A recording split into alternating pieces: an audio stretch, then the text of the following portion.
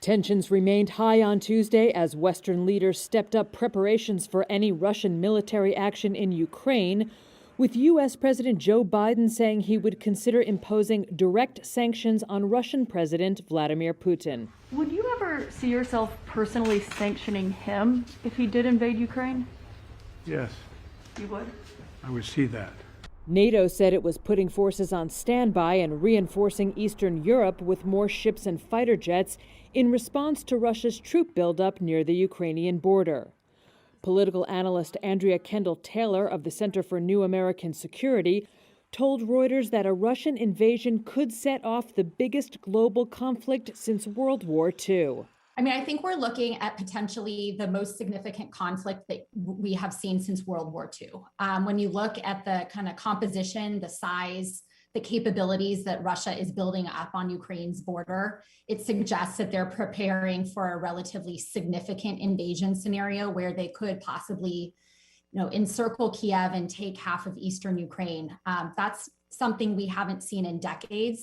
But Russia has denied planning an attack and said it was watching actions taken by the West with great concern. Kremlin spokesman Dmitry Peskov repeated Moscow's line that the crisis was being driven by U.S. and NATO actions, not the Russian troop buildup.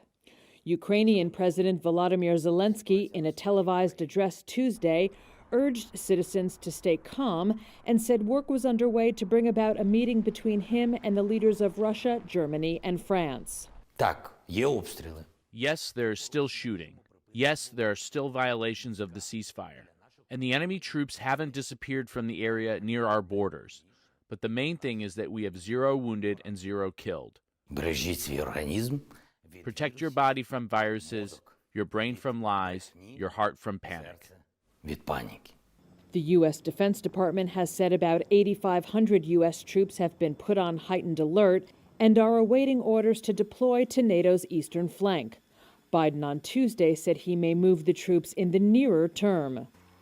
A U.S. plane carrying military equipment and munitions landed in Kyiv on Tuesday, the third shipment of a $200 million security package to shore up Ukraine. Western leaders have said unity is paramount, though differences have emerged among European nations over how best to respond. Political advisors from Russia, Ukraine, Germany, and France are due to meet in Paris on Wednesday. Russia is demanding security guarantees from the West, including a promise by NATO never to admit Ukraine to the alliance. Moscow sees Ukraine, a former Soviet republic, as a buffer between Russia and NATO countries.